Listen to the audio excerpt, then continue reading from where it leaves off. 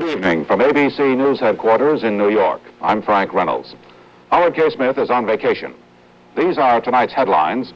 The unemployment rate in November rises to 5.8%, the highest level in more than 7 years. President Nixon announces new measures to help the economy and calls on industry and labor to help curb inflation. For the first time at the trial of Lieutenant William Kelly, a witness says he saw Kelly kill at My Lai. And the Irish government, reporting that an armed conspiracy exists, assumes emergency powers, including the establishment of internment camps. Reports tonight from Jules Bergman on the future of the supersonic transport in the United States, Roger Peterson on possibly the most damaging testimony yet against Lieutenant Kelly, Scott Osborne on today's developments in the Cross abduction story, Ted Koppel on Pope Paul's momentous visit to Hong Kong, George Watson on our ambassador to the Court of St. James, and squirrels, and tonight's comment, some personal thoughts on leaving. Unemployment in this country is now 5.8%, the highest level since May of 1963. Translated into terms of jobs and people, that means 4.6 million Americans are out of work. 350,000 people were added to the unemployment rolls last month alone. The White House puts part of the blame on last month's General Motors strike, although GM strikers were not counted. Those put out of work in the supplier industries were counted in the unemployed. Without that walkout, the administration claims the unemployment figure would have been somewhere between 5.3 and 5.5%. Earlier this week, President Nixon issued an inflation alert that sharply criticized both industry and labor. Tonight, he flies to New York for a major speech before the National Association of Manufacturers. That story from ABC White House correspondent Tom Jarrell. The president tells business leaders with the National Association of Manufacturers tonight that this is the critical moment for business and labor to make a special effort to exercise restraint in price-wage decisions. He says it's time for business to take a hard look at its pricing policies. The oil industry is singled out as an example of how presidential action can be taken if prices jump too quickly. The president will announce a relaxation on federal restrictions on the production and importing of oil, steps which are intended to increase the supply of oil and drive prices back down. While urging businessmen to exercise restraint, the president also assures them the Federal Reserve Board will continue to expand the supply of money and credit to pep up a sluggish economy. The president admits his economic game plan has not worked as quickly as he hoped. He admits the price for combating inflation is high unemployment, but he says the worst of inflation is over, and optimistically he predicts the American system can now deliver full employment and a stable dollar at the same time. Tom Jarrell, ABC News at the White House. On the West Coast, the president's speech will get very close attention indeed. The problem of unemployment there will be aggravated by that Senate vote yesterday against spending more money on the SST. More on that story from ABC's Bill Werdum. Yesterday's vote not only cast a twilight over the future of Boeing in Seattle, it also crushed the hopes of thousands of unemployed aerospace engineers all over the country. The SST project, now merely an expensive mock-up, would have called on the skills of more than 100,000 aerospace workers. Now, if the project dies, more people will be laid off, thousands in Seattle and in Southern California. The aerospace employment picture is now so bleak that many technicians are turning their backs on a lifetime of experience to start new careers. Jerry Tyrrell, an electronics engineer, is driving a cab in Los Angeles until he becomes a deputy sheriff. But his first love, aerospace, still fascinates him. It has its rewards, it has its challenge, and I can say I still am interested in the field, but you never know when you're going to get laid off. Like, I had a good friend who, he must be 60 years old. He was close to retirement at the company 20-some years, and he was laid off. It wasn't as if he was totally out of it, and yet, you know, in the twilight years, I can understand how he could be bitter, and yet even he didn't seem to be bitter. And so it's just a way of life with the aerospace and defense industry, and we all more or less just accept it as that. You make hay while the sun shines, and then you update your resume and go to new fields, new horizons, and find something else. Riding a cab is one way to keep food on the table and to pay some of the bills, but it's not the answer for highly skilled men, such as Dave Adams. Adams was laid off after he helped design the 747, and he pinned his hopes on the SST. President Nixon has to do something within the next few months to get things going again. I think he has to start immediately with the SST program. If America doesn't get going on the SST, she's really saying to the world that she's a second-class power. Like Jerry Terrell and Dave Adams, many of these men are taking other jobs. Some technicians and engineers are looking for work elsewhere.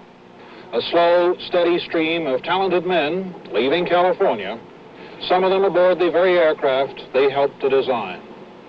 Bill Werdum, ABC News, Los Angeles.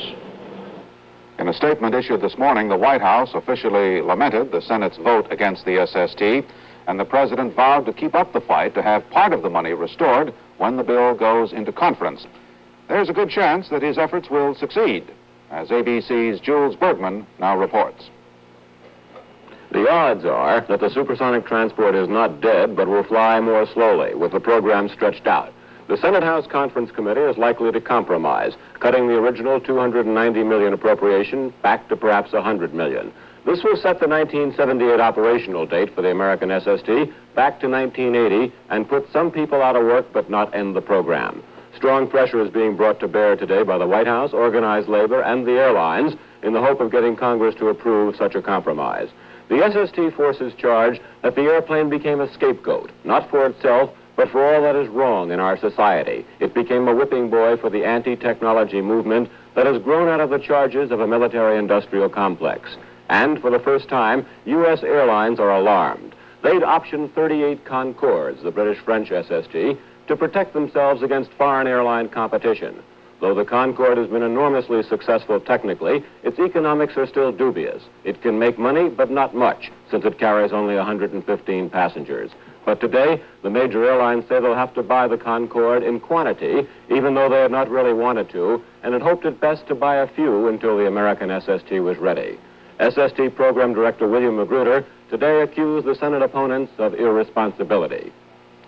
I think that Senator Muskie and Senator Proxmire have been very ill-advised to tell their colleagues that an SST is at odds with the priorities. I believe they're playing politics. Now, I'm not an expert at that game, but I have the feeling that there are enough responsible people in the Congress, Senate and the House together, that will reverse this decision, see the wisdom of investments in the future. The congressional decision isn't likely till a week after next. This is Jules Bergman, ABC News, reporting. In Washington today, Senator Gaylord Nelson said he will introduce legislation that would bar the British-French Concorde and the Soviet SST from landing in the United States if they do not pass strict environmental regulations.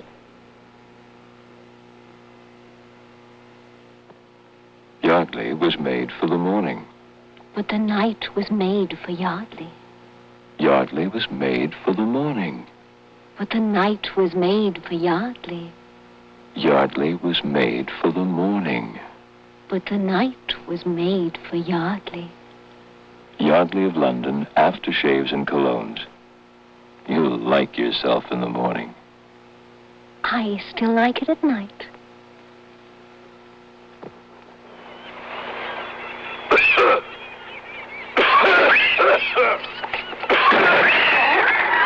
No matter how strong a man is, a clothes cough can still put him out of control. That's why we created Vicks Formula 44 Extra Strength Cough Mixture. It relieves your cough with a cough suppressant as effective as codeine, but not narcotic. Vicks Formula 44. It gives you the strength you need to help keep your cough under control. The My Lai trial of Lieutenant William Calley has been underway for 3 weeks now. Until today, not a single prosecution witness had testified that Calley was actually seen murdering civilians. But all that changed today, as ABC's Roger Peterson reports from Fort Benning, Georgia. It finally happened today. After 10 days of testimony and 30 witnesses, the 31st witness said he actually saw Lieutenant William Calley kill unarmed civilians at My Lai. Dennis Conti, a Providence, Rhode Island truck driver, said he was with Calley at My Lai. Conti said 30 to 40 people from the village were rounded up, and Calley told Conti and Paul Meadlow to take care of them. Conti said he and Meadlow guarded them. Prosecutor Aubrey Daniels' questions then unfolded a grisly story. Daniel asked, "Did you see Calley again?" Conti, "Yes. He came back and said, "I thought I told you to take care of these people." I told him we're watching them. Callie said, "No, I meant kill them." Daniel, what happened next? Conti, Callie told me to get on line with him and Meadlow and would fire into them. I was carrying a grenade launcher, so I stood behind them and said I'd keep an eye on a tree line. Then they got on line and fired. Who did? Callie and Meadlow. Where did they fire? Directly into the people. For how long? Maybe a minute, 2 minutes. Meadlow fired a little, then he broke down, stuck his rifle in my hand, and said, "Here, you do it." I said, "No, if they're going to be killed, I'm not doing it. Let Lieutenant Callie do it." What happened next? A few kids got up and tried to run. Callie fired and killed them one by one. Conti said he walked away and later saw Callie and Sergeant David Mitchell firing at people in a ditch. Daniel, what did the people do? They were trying to get up. Most were screaming. A lot were shot up pretty bad. I remember one woman try to get up, and I saw Callie fire. He blew the side of her head off. In all, Conti estimates 300 people were killed at My Lai.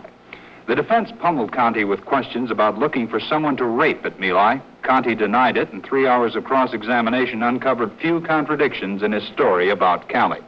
Roger Peterson, ABC News, Fort Benning, Georgia. I'll be back with more news in a moment. Marion, we're married a month now. There's something I'd like to discuss. This. My toothpaste, George. My toothpaste, George. McLean's, Marion. I have always used Yes, I McLean. know, but McLean's makes teeth irresistibly whiter. Don't you want me to look nice? Nice, okay, but irresistible? To whom? You're a happily married woman now, Marion. Your teeth don't have to be that white. Oh, George, you're so possessive.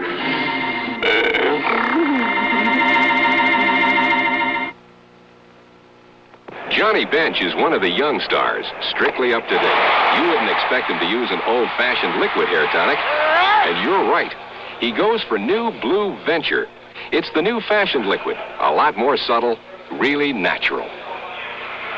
With Venture, you look like you don't need a hairdressing, instead of like you just used one. Venture is so natural, you look like you don't need a hairdressing, instead of like you just used one. New Blue Venture. Ireland reports it has discovered a secret armed conspiracy to kidnap and perhaps murder Irish government ministers and other prominent citizens. No details of the plot were disclosed, but Irish Premier Jack Lynch called it a grave situation. He said detention camps are being prepared and that a law providing for internment without trial has been invoked. British diplomat James Cross is preparing to return home to England after 2 months as a hostage of Quebec terrorists. Despite his ordeal, Cross appeared in good health and high spirits when he was released early this morning. A report now from ABC's Scott Osborne in Montreal. James Jasper Cross, on his first day as a free man, is preparing now to fly back to London, there to be reunited with his wife Barbara, whom he has not seen since his kidnapping October 5th. British trade officials say he will leave tomorrow aboard Prime Minister Trudeau's private jet. Today, Cross spent a few moments with friends at his office. Cross spent most of today enjoying good food and vitamins at a Montreal hospital. Last night, he made his first public statement in company with Justice Minister Jérôme Choquette. Take this opportunity of thanking all those people, especially those people who are still so kind to my wife and Deborah and all those, particularly the police, who spent so much time searching for me, carefully, our mail, or everybody who's contributed to my release. The times last 8 weeks when I have almost given up hope, but never entirely, and I am very happy to come back into the world again. It was at this 3-apartment building in North Montreal where Cross spent nearly 2 months in sunless captivity. He said it's almost like being out of hell. Perhaps purgatory would be a better expression. Scott Osborne, ABC News, Montreal. I'll be back with more news in a moment.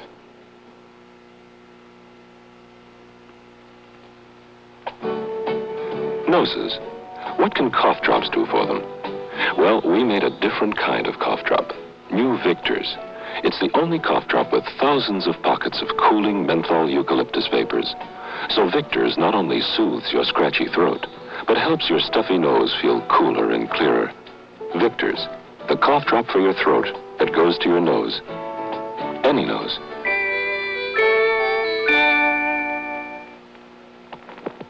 Well, dear, I got Roger's Christmas present, a new fastback.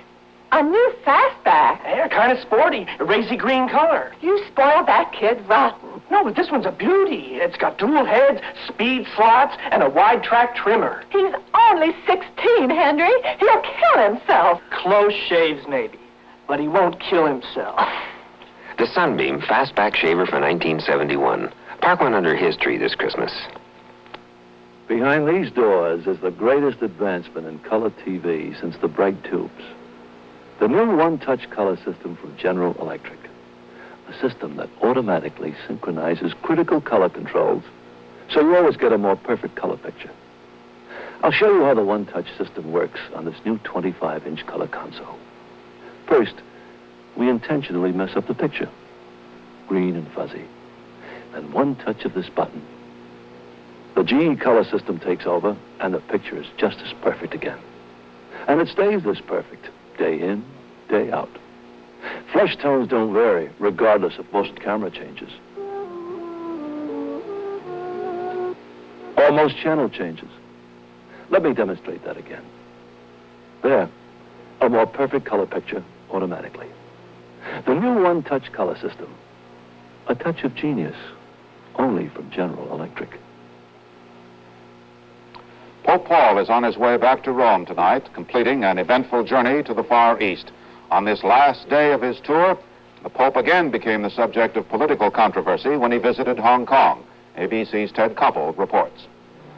From a political point of view, the Pope could have avoided controversy and speculation if he had remained away from Hong Kong.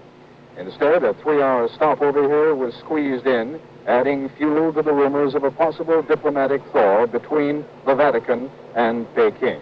It wasn't simply the fact that the Pope came to Hong Kong. More significant was his choice of Hong Kong over Taiwan.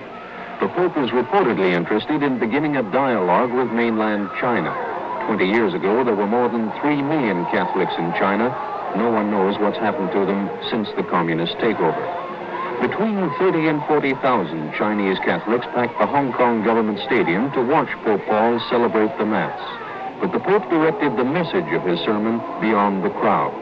We have around us, he said, we almost feel it, all the Chinese people, wherever they may be. Hong Kong's communists, who almost always act under direct instructions from China, chose to ignore the Pope's visit completely. But his low-key message will not go unnoticed in Peking. It may be several years before the seeds planted by Pope Paul today bear fruit, but if nothing else, the Pope has carried his pilgrimage as close to China as he could. China's immediate reaction will probably be as damp and chilly as the weather was in Hong Kong today.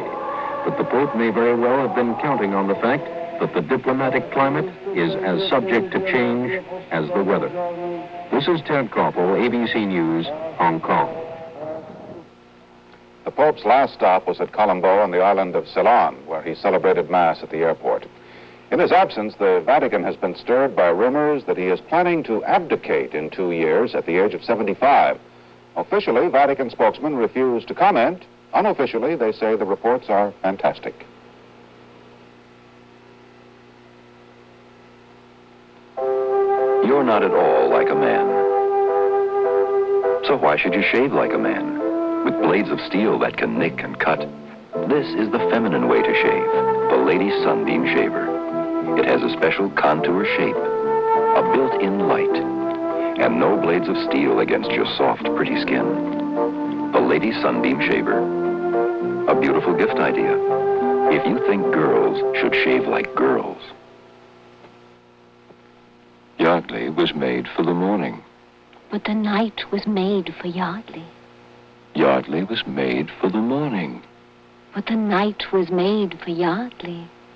Yardley was made for the morning. But the night was made for Yardley.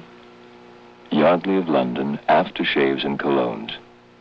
You'll like yourself in the morning. I still like it at night. In man's continuing battle to preserve his environment, firemen in the Gulf of Mexico are pouring tons of seawater on that flaming Shell oil platform in an effort to cool it down. They're also moving in a big drilling rig with which they hope to get close enough to the fire to shut off the flow of oil. And from Florida, there is some good news. A shifting and rising wind, helped by choppy seas, is breaking up that big, menacing oil slick and pushing it out to sea. Officials now say there is no danger to northeast Florida beaches. The man who will lead the battle to preserve the environment was sworn into office today by President Nixon. William Ruckelshaus, former Assistant Attorney General, will now head the EPA, the Environmental Protection Agency, and he pledged a tough fight. You, Mr. President, have shown your commitment to doing something about the environment, to ending this degradation that we have seen in recent years and starting back up the long road toward a better environment. And unless you ladies and gentlemen think I am not committed to the future of this country and to the betterment of the environment, you have only to look at these 4 children here, and you can see that their future is important to me as it is to many, many families all over the country and indeed the world. I'm very honored, Mr. President, and I promise to do the best job that I possibly can. A team of engineers in Maryland went that extra mile today to protect the environment. This was their problem, to move a nuclear reactor cross-country without smashing everything to smithereens along the route, because the load was a mammoth one. Now their solution, reported by ABC's Bill Downs. There's a man-made behemoth creeping through the sleepy streets of Havre de Grace, Maryland today, the nation's most peripatetic nuclear reactor vessel. A 700-ton steel bottle made in Memphis floated down the Mississippi and around Florida, here to the mouth of the Susquehanna River. Like the ancient Egyptians, the engineers spread sand on the town's waterfront street, then lay a relay of heavy ties to distribute the 3.5 million pound load, a 28-foot tight squeeze through a 30-foot wide street. Mr. Haight, you must feel a little bit like the guy that built the boat in the basement. I feel like Columbus did when he first started out over the Atlantic. How much did it cost? But I'd say from the factory to Peach Bottom would go well over the $2 million mark. Just to move it. Just to move it, that's right, sir. She's now speeding along the home stretch at about half a mile an hour. Only one secondary pipe was seen to burst. The big bottle should race over the final 40 miles to Peach Bottom, Pennsylvania nuclear plant before Christmas, maybe. Bill Downs, ABC News, reporting. Man has really come to terms with his environment around the American Embassy, the American Ambassador's home in London on the fringe of Regent's Park, probably one of the prettiest garden spots in the world. But today we have a report of a serious breach of that environment and of the security around the Ambassador's house. Here is ABC's George Watson with the story. Ambassador Annenberg lives here in isolated splendor, surrounded by an iron fence, protected by an electronic security system, and guarded by United States Marines. But surrounding all of this is the pastoral beauty of Regent's Park and its horde of hungry squirrels. Last week, the squirrels allegedly attacked Ambassador Annenberg's crocus bed. He brought in hired guns, and I can sadly report 5 squirrels were slain. The squirrels lost that battle, but they appear to have won the war. British squirrel fanciers were outraged, and Mr. Annenberg hastily called off plans for another squirrel shoot. Meanwhile, gardeners in Regent's Park insist their squirrels disdain flowers and are not to blame for damaging the Annenberg crocuses. No damage whatsoever to a flower bed or anything regard to flowers, because they only want food. They're not interested in a nice flower or anything like that. No, but wouldn't they eat the bulbs? No. Well, I very seldom have seen any squirrel eat a bulb. Ambassador Annenberg might consider another point. These persecuted creatures are none other than the notorious North American gray squirrel. We gave them to England and got the starling in return. This is George Watson, ABC News, London. I'll be back in a moment with tonight's comment.